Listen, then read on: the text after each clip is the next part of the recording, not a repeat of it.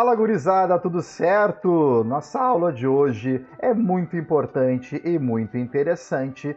Nós iremos falar de formação territorial do Brasil. Como assim? Nós vamos entender como é que o Brasil formou o seu território. Mas para isso eu preciso de ajuda, e ajuda histórica. Eu te trouxe aqui alguns convidados históricos para me ajudar. São eles: professor Davis Moraes, professor Rafael Trindade e professor Rodrigo Volowski. Eles farão participações especiais durante essa aula. Certo? Vamos lá, já vou chamar eles para me ajudar. Vamos lá, gurizada. Como você sabe, como nós já vimos em aula, o Brasil é o quinto maior país do mundo. Nós temos um tamanho gigantesco, um tamanho continental. No mundo, a gente só perde para a Rússia, para o Canadá, para a China e para os Estados Unidos, ok? Nós somos então a quinta maior área do mundo de território. Mas como é que o Brasil ficou tão grande assim? E é isso que nós vamos entender nessa aula de hoje, tá? Antes de começar a te contar essa história, e por isso que eu trouxe os convidados históricos, porque é uma aula literalmente de história hoje. Para entender geografia, eu preciso da história hoje. Antes de começar, só te lembrando que o que tu vai copiar no teu caderninho é isto aqui embaixo, tá? No slide vai copiar sempre o que está aqui embaixo. Lembrando que isso aqui é um aviso de que é muito importante esse slide aí. Aqui é a página do livro que tu encontra este conteúdo, e aqui em cima que é a novidade. Não copia isso daqui. Isso aqui é o século da história, que é só para tu se achar no tempo. Caso tu esteja meio perdido temporalmente na história, dá uma espiadinha ali, tu vai ver onde é que nós estamos mais ou menos no século, tá? Eu vou contar em ordem cronológica quase o tempo todo, mas caso tu se perca um pouco, dá uma espiadinha por ali, tá? Então só copia o que está aqui embaixo, certo? Vamos embora então? 1500. Começamos nossa história com a descoberta do Brasil. Como assim descoberta, entre aspas? Cara, como você sabe, o Brasil não foi descoberto, o Brasil foi conquistado. Já tinha aqui pessoas morando, já tinham índios morando aqui. Ele foi descoberto do ponto de vista dos europeus. Então, ele foi conquistado, na verdade, tá? Aliás, eu sempre fico pensando, imagina só o susto que os índios da época tomaram quando chegou um belo dia, um monte de cara branco, com barba, usando roupa, nos barcos gigantescos. Isso seria comparável a que se estivesse na tua casa hoje em dia e chegasse um monte de ET de outro planeta ali, tipo, dizendo um monte de coisa e tu sem entender nada, tá?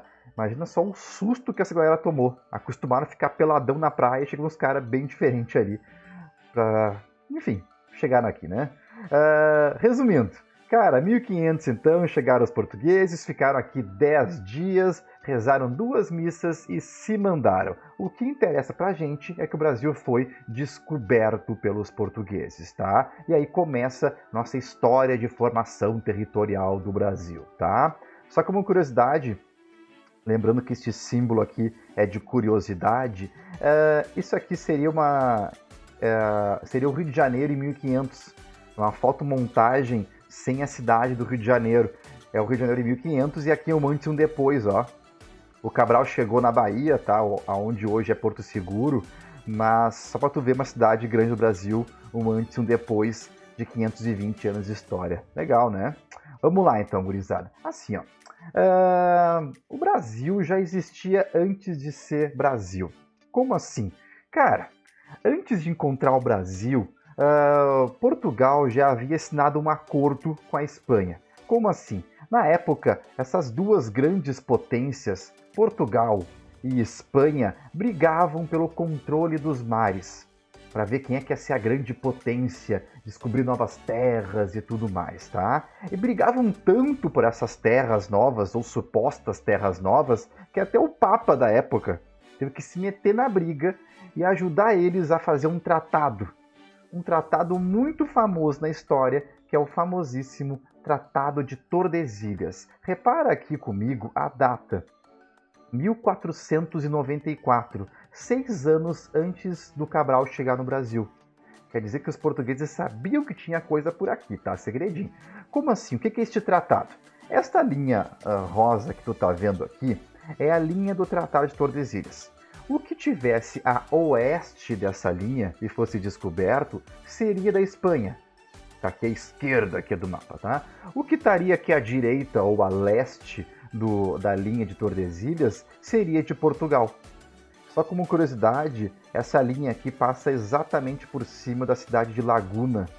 A cidade aquela que tem a ponte quando vai para Garopaba, para Floripa, aquela ponte ali, essa linha passava ali bem por cima. E o Brasil da época era só essa parte laranja aí, então. Tá? O que está em laranja aqui, pelo Tratado de Tordesilhas, é o Brasil, é de Portugal.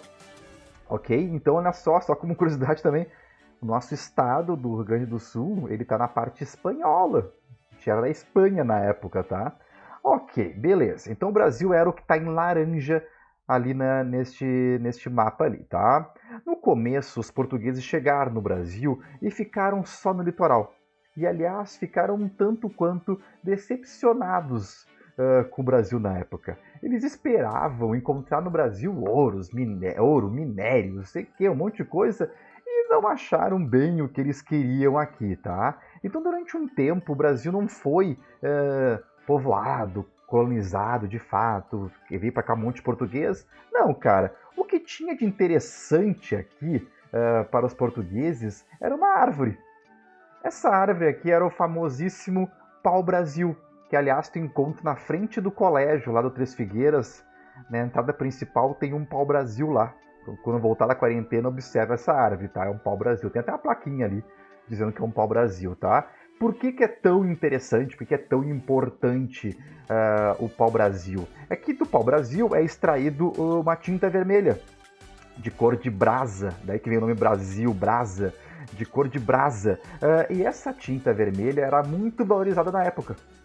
Ela tu conseguia tingir tecidos com essa cor, tá? Então assim, ó, e era uma cor vermelha, uma cor da nobreza, então era muito valorizada para os europeus na época, tá? Resumindo, durante 30 anos, mais ou menos, Portugal vinha para cá, portugueses iam para o Brasil, extraíam pau-brasil, pegavam essa tinta aí, levavam até a Europa e é isso, tá? Quem ajudava os portugueses eram os índios. Eles ganhavam em troca presentinhos e também ferramentas, machados, enfim, e em troca daí extraíam o pau-brasil para os portugueses. O problema para os portugueses é que outros povos, como por exemplo os franceses, vinham para o nosso litoral roubar o pau-brasil. Como não tinha muito controle, não tinha aqui, os portugueses não estavam morando aqui, eles vinham para cá e iam embora. Então volta e meia vinha alguma potência aqui roubar o pau-brasil. E aí pensaram os portugueses, ixi, se eu não começar a fazer alguma coisa no Brasil, tipo a morar no Brasil, alguém pode ir lá e roubar esse meu território. E aí vem as famosas capitanias hereditárias. O que é isso? Para te explicar melhor o que são as capitanias hereditárias, vem nosso primeiro convidado do dia. Já te mostro quem é esse rei aqui, tá? Aliás, eu não, meu convidado te mostra quem é este rei aqui. Te trago professor Rafael Trindade nos contando o que são as capitanias hereditárias. Vamos lá, Rafa, fala para nós aí. E aí, gurizada? Estou aqui, então, a pedido do meu parceiro de futebol de todas as quartas-feiras, o Rodrigo Bennett, para falar com vocês sobre as capitanias hereditárias. Vocês lembram bem o que foram as capitanias? Ou pelo menos lembra do mapa, né? Aquele mapa do Brasil cheio de linhas, assim, extremamente mal feito. E realmente foi extremamente mal feito, né? O rei Dom João III, que é o cara que teve essa ideia, né? Ele pegou o mapa do Brasil, dividiu em lotes de 250 quilômetros de largura e distribuiu aí entre os parceiros dele. Parceiro, né? Colocou os caras numa baita de uma furada, porque o rei português não ajudou com nada, né? Todo o custo de todo o empreendimento das capitanias foi feito pelos capitães donatários, né? Que deveria, pelo menos, ficar para todo sempre com aquela terra, o que ele também não cumpriu, né? Décadas depois ele toma as capitanias de volta, né? E cria uma outra forma de governo, um governo geral e blá blá blá, que depois alguém vai falar para vocês. Tá? Então, para não dizer que as capitanias foram de fiasqueira total, que nada prestou e nada deu certo, nós tivemos duas que tiveram um relativo sucesso, né? A primeira foi a capitania de Pernambuco, né? Lá no Nordeste, lá para cima, que criou, né, um cultivo do açúcar que vai dar origem lá ao ciclo econômico do açúcar. E a outra, não só pelo açúcar, que foi a Capitania de São Vicente, que através dos seus rios e daqueles caminhos de trilhas indígenas, os bandeirantes, alguns tempo depois, vão seguir, né, continente adentro. Matei a saudade de vocês, gurizada. Estão cada vez maiores, né, cada vez com a voz mais grossa, né, alguns aí, né, já passaram da minha altura, a altura do professor. Então, gurizada, tchauzinho, sejam felizes. Grande Trindade, tá aí, muito bem explicado. Então, resumindo, o rei português mandou uma galera amiga dele ocupar o Brasil. Se alguém viesse para proteger e para ocupar, faz alguma coisa aí. A maioria das capitanias plantou cana-de-açúcar. Então, a principal atividade econômica da época era a cana-de-açúcar. Como falou Trindade, apenas a de Pernambuco deu certo de fato na época ali, com isso e a de São Vicente, tá?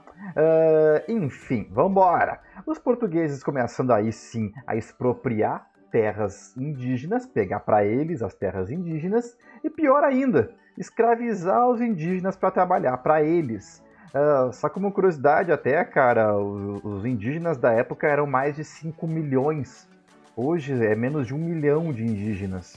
É um povo que está completamente marginalizado da sociedade.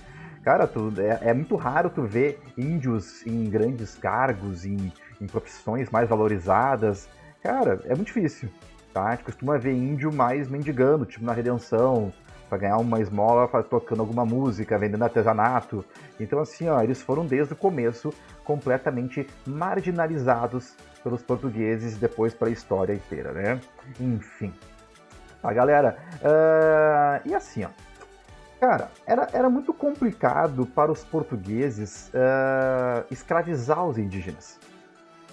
Obviamente, o indígena não aceitava isso muito bem. Eles entravam volta e meia em guerra com os portugueses, fugiam, brigavam, enfim, era muito difícil para o português escravizar. E é aí que começa a escravidão dos africanos. Já existia antigamente, mas para o Brasil. Os portugueses começam a ir até a África para buscar escravos para poder trabalhar para os portugueses na cana-de-açúcar, enfim, nas atividades econômicas da época. Só para ter noção, de 1500 até 1888, quando acabou a escravidão no Brasil, 10 milhões de pessoas foram trazidas da África como escravos.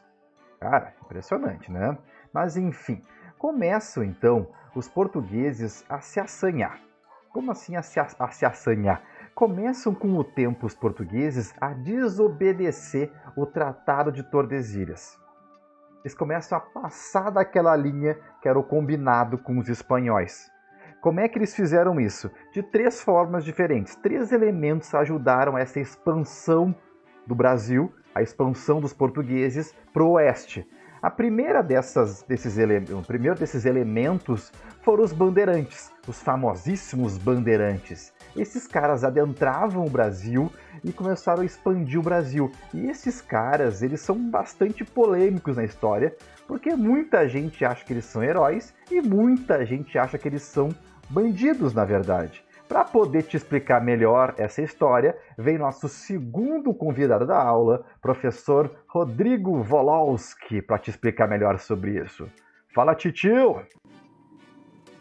E aí, galera, tudo bom? Bom, gente, muito me perguntam se os bandeirantes são heróis ou vilões. Existe toda uma polêmica se os bandeirantes são heróis ou vilões, como Venom. Mas quem eram os bandeirantes? Os bandeirantes, eles eram comerciantes e aventureiros paulistas que trabalhavam por conta, de forma particular, e também para a coroa portuguesa. Mas qual o serviço desses bandeirantes? Bom, esses comerciantes paulistas, eles aprisionavam, capturavam indígenas e vendiam eles na capitania de São Paulo. Esses bandeirantes também comercializavam produtos como as drogas do sertão. Esses bandeirantes, eles destruíam sociedades quilombolas, atacavam também comunidades jesuíticas. Esses bandeirantes, portanto, eles tiveram um papel relevante no Brasil colônia. Agora, por que essa polêmica de vilania ou de heroísmo? Por que os bandeirantes heróis ou vilões? Bom, heróis porque eles contribuíram para a expansão territorial do Brasil, para o oeste, onde fundaram vilas, cidades, onde descobriram o ouro, lá na região das Minas Gerais. A interiorização do Brasil muito se deu com os bandeirantes. Então, devido ao encontro do ouro, ao crescimento territorial brasileiro no período colonial, eles seriam heróis. Os bandeirantes, romantizados na região de São Paulo, mas os bandeirantes também seriam vilões. Por que seriam vilões? Porque esses caras, esses titios bandeirantes, sequestraram, capturaram centenas e centenas de indígenas, aniquilaram povos indígenas e também destruíam sociedades quilombolas. Então, os bandeirantes, vilões ou heróis? Destruidores de quilombos, comerciantes, sequestradores de sociedades indígenas e também heróis porque aumentaram, promoveram o crescimento territorial brasileiro no período colonial e descobriram o tão sonhado ouro da coroa portuguesa. Então, o certo é que os bandeirantes tiveram um papel fundamental no crescimento territorial do Brasil, mas também tiveram uma relevância negativa, onde as sociedades indígenas eram comercializadas como escravos por esses bandeirantes. Certo? Muito bem.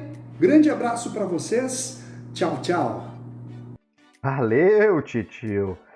Então tá aí, galera, muito bem explicado essa contradição, essa complexidade, se eles eram vilões ou bandidos. O que nos interessa é que eles ajudaram a expandir o Brasil mais para o oeste, desobedecendo o Tratado de Tordesilhas. Este é o primeiro elemento. O segundo elemento são os jesuítas, que basicamente eram padres que vinham de Portugal para catequizar indígenas, ou seja, ensinar a religião e a cultura portuguesa europeia para o índio, tá? E com isso, esses padres, os jesuítas, começaram a adentrar o Brasil cada vez mais para o oeste, também desobedecendo o Tratado de Tordesilhas, tá? Aqui no estado a gente tem as famosas missões jesuíticas, lá em São Miguel das Missões, enfim, tá? E nosso terceiro elemento é a exploração econômica. Como assim? Os portugueses começam a adentrar o território e começam a usá-lo como atividade econômica. Observe esse mapa aqui comigo, tá? Essa parte roxinha aqui são as criações de gado, é a pecuária portuguesa. Repara que eles começam a usar a pecuária aqui em lugares fora da linha de Tordesilhas, ó. Olha ali o nosso estado, por exemplo, ali, ó. Eles começam a criar gado para alimentar os escravos, alimentar os trabalhadores, enfim, começam a criar gado fora das áreas combinadas, tá? Mas a principal área de expansão é essa aqui, ó. Essa coxinha aqui, ó. Parece uma coxinha. Aqui o titio falou, são as drogas do sertão. Como assim? Um belo dia, os portugueses chegaram aqui na foz de um rio bem grande, o rio Amazonas, e começam a adentrar este rio e começam a perceber que ao redor deste rio a gente vai ter plantinhas bastante interessantes. Não é o que tu está pensando, tá? Não é droga de droga. Serão drogas aqui de plantas medicinais ou plantas diferentes, tipo guaraná, ervas, enfim, coisas, ervas e plantas com um grande valor comercial na Europa na época, tá? Então começam os europeus a expandir a sua atividade econômica para o restante do Brasil.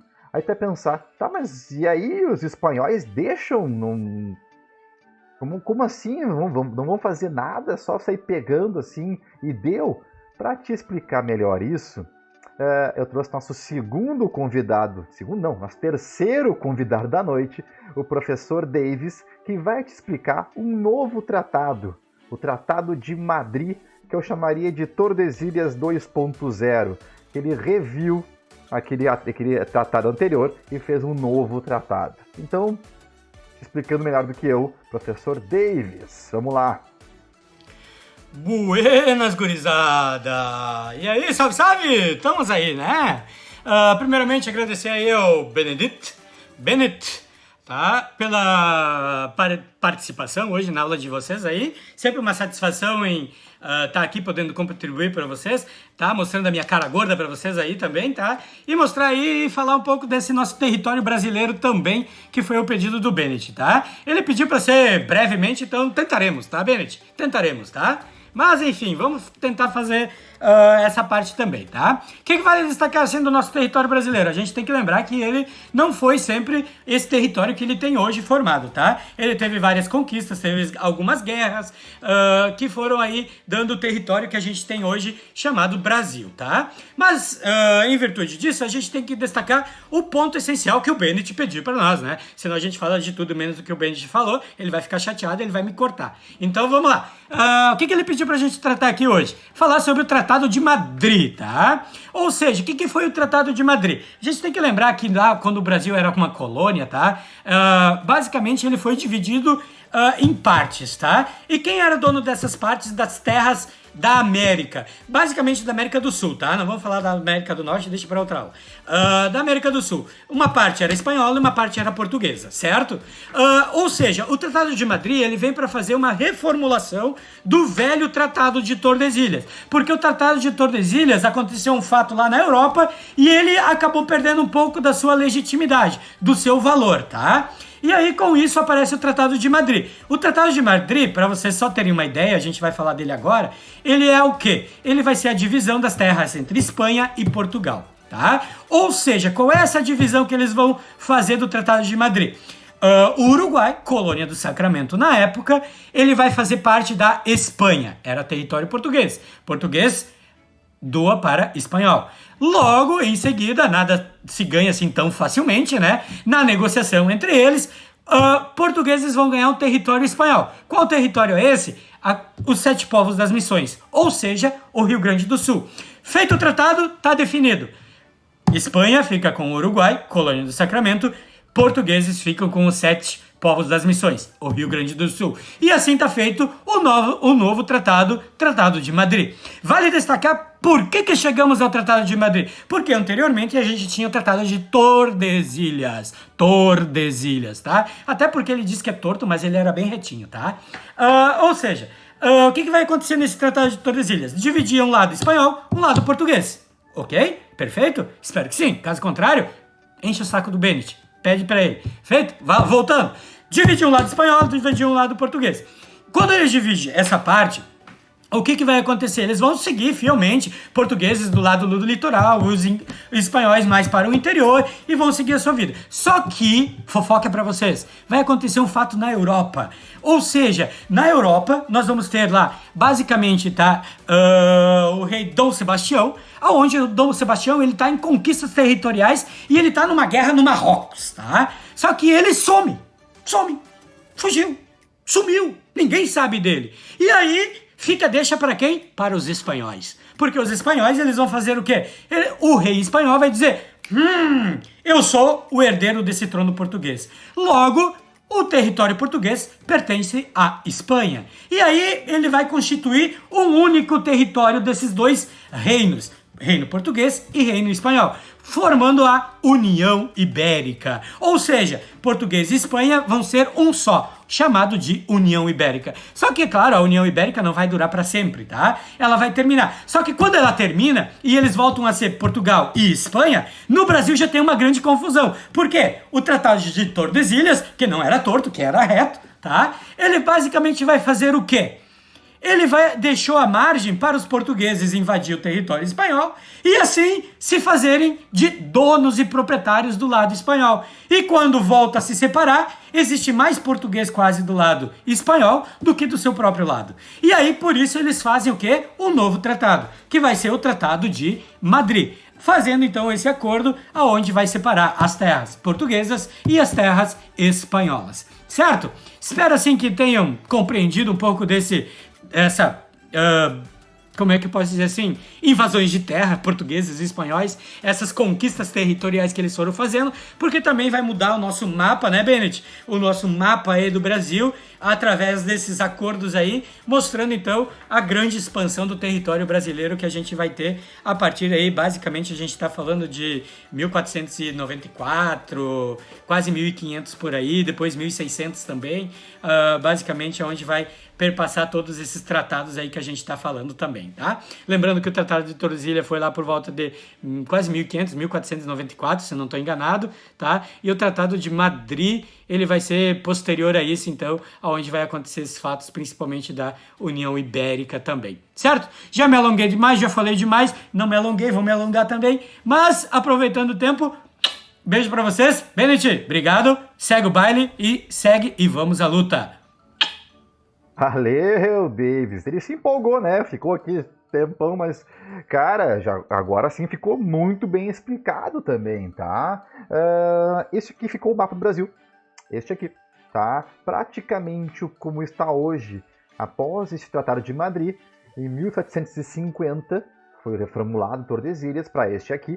E o Brasil ficou praticamente o que está hoje, com exceção de um pedacinho. Olha ali o que está faltando. Sempre ele, o nosso amado Acre. Já falo mais sobre ele, tá? Vamos lá, vamos continuar aqui. Cara, só que assim, ó, o Brasil agora é oficialmente e legalmente bem grandão. Mas tinha que Portugal ocupar estas áreas novas, oficiais agora brasileiras. E para ocupar essas áreas, algumas atividades econômicas foram muito importantes para desenvolver a economia e para ocupar esse território todo na época, tá? O látex na região amazônica, o látex é tipo um líquido branco que tu tira da seringueira, faz borracha com ele. O café no Sudeste e o cacau na Bahia. Eram os três grandes motores da economia da época e que ajudaram o Brasil a desenvolver a economia e a ficar ocupado nessas novas áreas, tá? Mas enfim, e aí chegamos no nosso amado Acre. 1903, o pedacinho que faltou, na verdade, tá? Resumidamente, a história do Acre.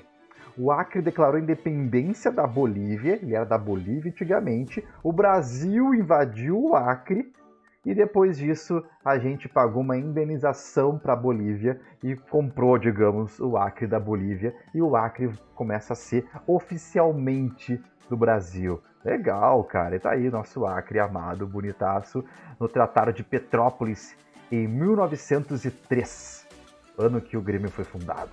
Olha aí.